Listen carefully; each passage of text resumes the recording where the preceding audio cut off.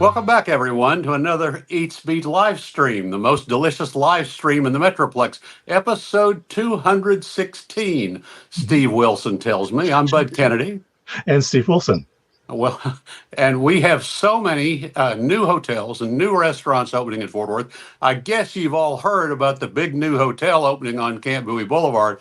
That's right. We're going to talk about the Bowie House. We're not going to talk about the other new hotel that opened. We have the Bowie House chef here today because nobody has known about the Bowie House or what the restaurant was going to be like. Bricks and Horses is the name of it. It sounds like a cowboy restaurant, but I hear there's more to it than that. So let's welcome the chef from the Bowie House, Antonio Vata. Thank you, Bud. Thank you, Steve, for having us on and let us talk about bricks and horses and what's to come. Yeah, well, let's talk about what Bricks and Horses is. It sounded a little bit like a Southwestern steakhouse kind of place, and you really have a lot more going into it. So tell us a little bit about Bricks and Horses in the new Bowie House Hotel. All right, Bud. So Bricks and Horses, really trying to highlight local Texas ranchers and Texas farms, staying true to the product that's found within the state and how high quality can get really in our own backyard. So we're working with a lot of great ranchers, 4-6s. We'll be working with Scarborough Ranch out of Midland, some Texas Iberico, Capra Farms, just a really eclectic mend of different ranchers and bringing that product front and center at Bricks and Horses. You'll have your seasonal American Chop House is really the play that we're going with, and having this supper club feel for it. So, having these tableside touches and a pie cart that comes rolling around the dining room and serving guests pie for dessert. And these okay, beautiful... stop it right there. Wait a minute. I want to go back and talk about like 4-6's Ranch and all that, but I help me. I thought I heard you say pie cart. Pie cart. Pie cart. Oh yeah. Okay. What's going to be on the pie cart? So thinking about Texas and especially Fort Worth, pie is king. And so we wanted to put that front and center for our guests. And we'll have sweet potato pie, a nice chocolate mud pie, and a yuzu meringue to start us off. So 3 different varietals, and those will be ever changing and kind of always going in and out with a ton of different toppings. So chocolate pearls, whiskey caramel, hot fudge, whipped cream, all the goodies that you could have on a pie or whatever want, and that's being done tableside. So the servers are going to come and serve that to the guests and garnish it to their wish. Tableside pie. And how much did my cardiologist invest in this? A good chunk of change. Yeah, just tell us specifically. Give us some more details about that chocolate mud pie. So the chocolate mud pie made from our chef, Laura Kotler, is coming over from a property in Dallas, high end, and she's been at the Ritz for over 10 years and has come over and has executed this magnificent chocolate pie. It's not too chocolatey. It's definitely decadent. Doesn't overwhelm your palate. Perfect house-made pie crust on there, nice buttery, flaky crust, and quite honestly, just dolloped with a little bit of vanilla whipped cream, and it's sensational. I mean, probably one of the best pies I've ever had in my life. All right. Well, so I love this. This is pie first. This is putting the pies up front. This is great news for Fort Worth. You did talk about 4-6's Ranch Beef, which is Taylor Sheridan, and then the Scarborough family, major Texans too. Has Taylor been around with his showing you his cattle? Taylor's actually was on property yesterday, so he came around and we tasted some of the beef in the kitchen, and he got a in-depth tour with Joe Ellard, our owner, and our team to really see the property and see all the different facets and all the rooms that we have within. And so we're really looking forward to that partnership and having his beef front and center as part of our Angus program. I mean, that's really a strong part is Texas Angus. We will have Wagyu featured too as well, but we really want to have a strong hand in the Texas Angus program here at Bricks and Horses. And of course, the Taylor Sheridan is the creator of Yellowstone, so that means his 4-6's Ranch is connected to Yellowstone, and so you're evoking so much of the cowboy image, and you've got this wonderful big show. That steak again, Steve. Let's see that. That looks like it's about the size of my dictionary. Is that how big it is? Nice 24 ounce full bone, proper cowboy ribeye with a little bit of bone marrow butter and just some cracked pepper to garnish that. I think everything about this sounds really great so far. Steve, what do you see? Well, yeah. I mean, even the knife, you got a little Damascus knife there for cutting a Yeah. steak. But and then here's like Oh, yeah. some other. Lobster thermidor. Mhm. Yes. So kind of our play with the supper club meets Chop House vibe. We're doing a play on a lobster thermidor. So lobster served whole, just in a simple veloute with a little bit of Texas or TX whiskey to the glaze. And then we have these luscious, buttery tarragon breadcrumbs that go on top, and a grilled lemon to garnish that. It's really just a simple pleasure. It's 3 ingredients on a plate, but when they all come together, it's just beautiful. So the things you've described so far and some of the other things you've shown me, it sounds like, a contemporary American menu, but with Texas touches, Texas ingredients, Texas glaze, everything with sort of a Texas character to it. Is that a fair description? I would say it's fair. We want to be really known for our Texas product. Uh-huh. I think evoking a supper club and chop house feel. We're going to take items or dishes that are familiar to the area that people can find all throughout, and really elevating them to the next level, and putting a stamp on new Texas cuisine, and really trying to usher in the new era of culinary for Fort Worth and Dallas. Those are deviled eggs that Steve is showing, I think. Is that right? Yeah, so that's going to be our play on deviled eggs. Since not many people enjoy the whites, I am one. So we took Gruyères, we hollowed them out a little bit and put in our deviled egg mix, and then Wow. we take some thick cut bacon and glaze it with a little bit of black peppercorn gastrique, and then sliced cornichon and some Gerbert's chili powder to give it a little garnish with dill. So basically, the deviled egg is just sort of the delivery method for the bacon and chili powder. Is that? It's the glue that brings it all together, bud. That's good. That's a much better. That's a much more chefy way to say it. I should introduce you.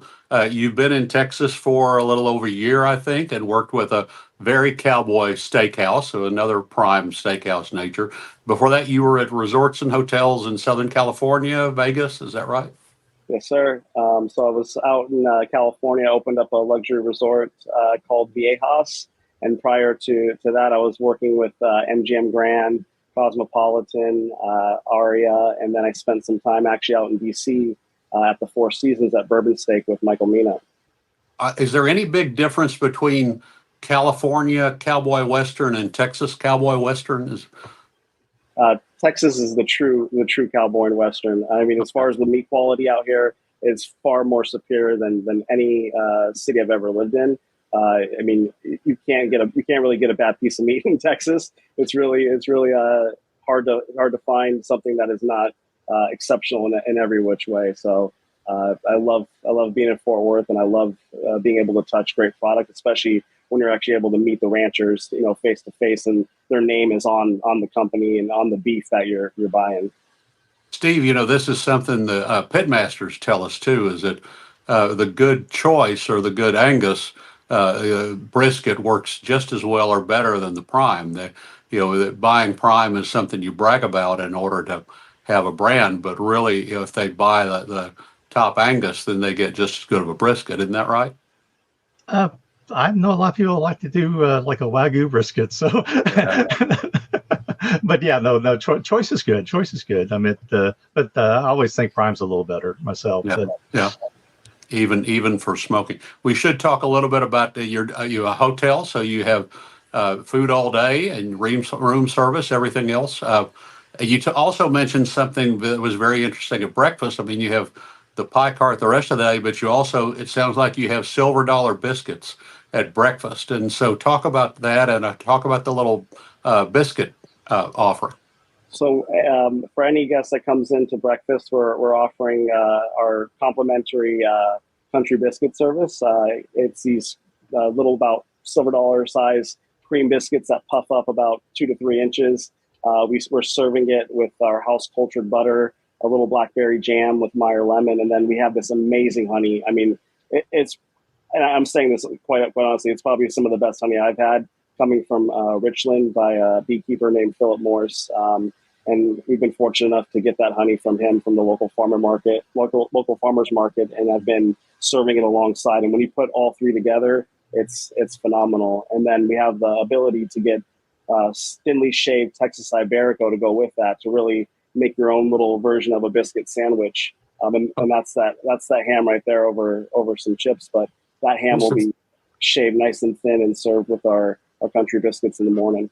This is your dinner appetizer, but it also would be over the silver dollar biscuit. I haven't seen silver dollar biscuits anywhere, but but East Texas, and like Rockwall had a cafe that was famous. People would stop on their way out, and it was a nicer New American. It wasn't just a home cooking cafe, but they were known for their silver dollar biscuits they would bring out that people just loved, and they say, "Bring me back a sack of those little biscuits." So we're hoping for the same. We're hoping people come and they're getting seconds and thirds of those biscuits, because it's kind of like Lay's potato chips. I mean, once you pop them, it's hard to stop just eating one or two of them.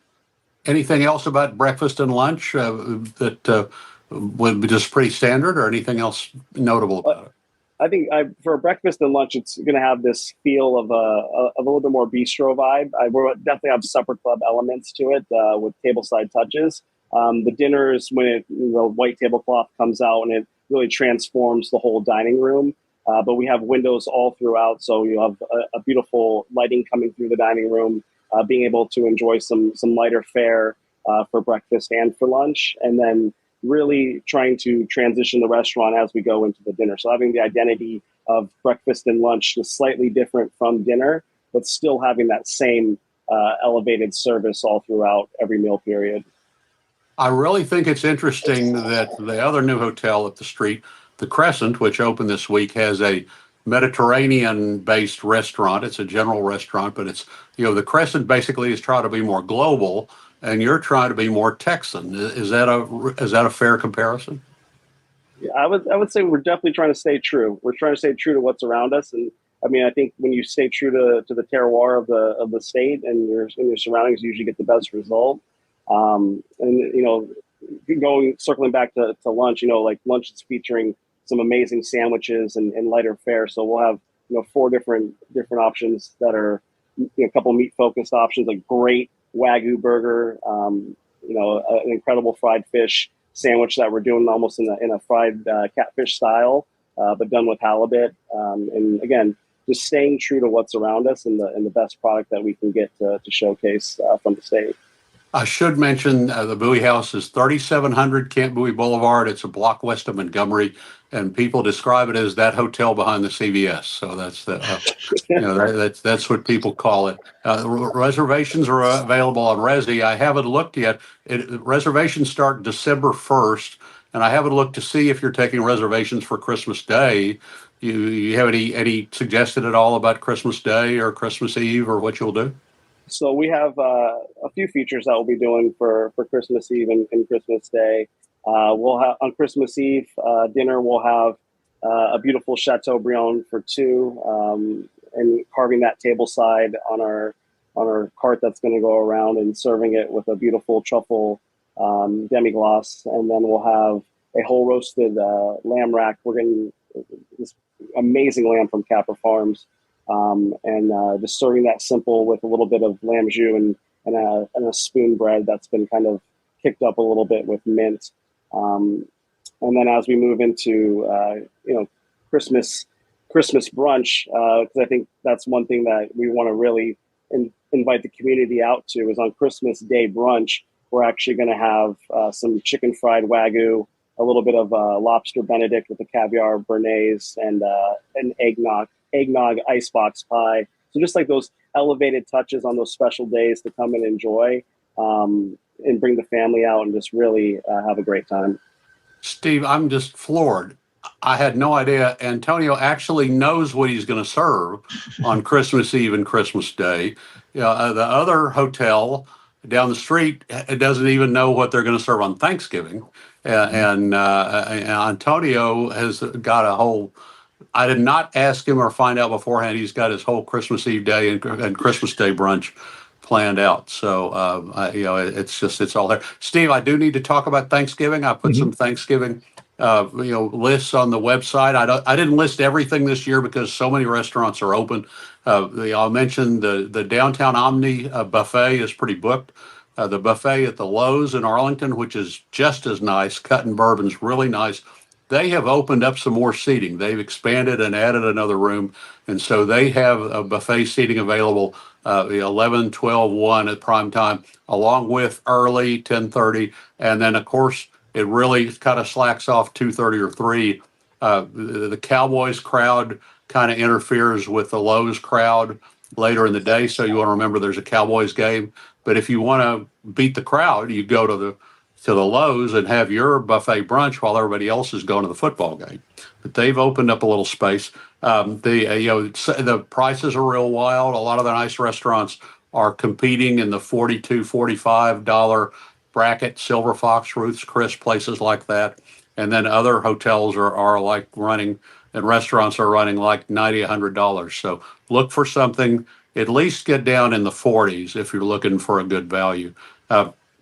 The place that I've talked about as a kind of a hidden secret is the Musume and the Sandman downtown. That's another new hotel restaurant, Asian Japanese restaurant. They're having their regular sushi and their regular menu, but they're also having a turkey dinner with dressing, and the dressing is made from Japanese milk bread. And then you have the traditional sides, but one of the desserts is a black sesame pumpkin pie. It sounds like a really nice Thanksgiving dinner with some Asian touches. If you're looking for inexpensive Thanksgiving, Luby's $13.99 is open in Forest Hill. Old South $16.99. Heaven's Gate Buffet on North Main. It's kind of a country roadhouse buffet. I don't have the price. It's usually under $20. And then the big buffet at Blue Mesa, $35. And the nice thing about Blue Mesa Grill, they have turkey on their Southwestern buffet with the tacos and enchiladas, and it opens at 9 a.m. So you can go, bring the family early, bring the family late.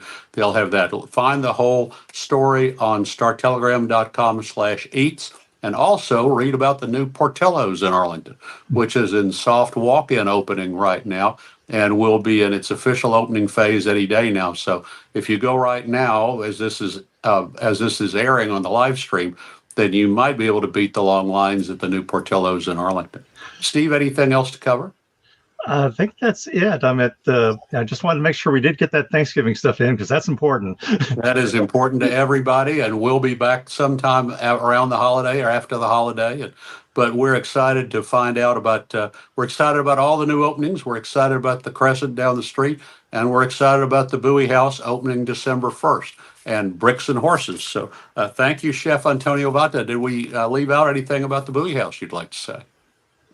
It's going to be truly a one-of-a-kind experience for Fort Worth. I think, Fort Worth has probably been wanting this for a long time, and it's exciting to be a part of this opening and be able to bring this into the city that has such great culture and such great people. And when you come in, it's going to feel like home, and it'll feel like Fort Worth's living room. So looking forward to cooking for everybody and welcoming them in on December 1st.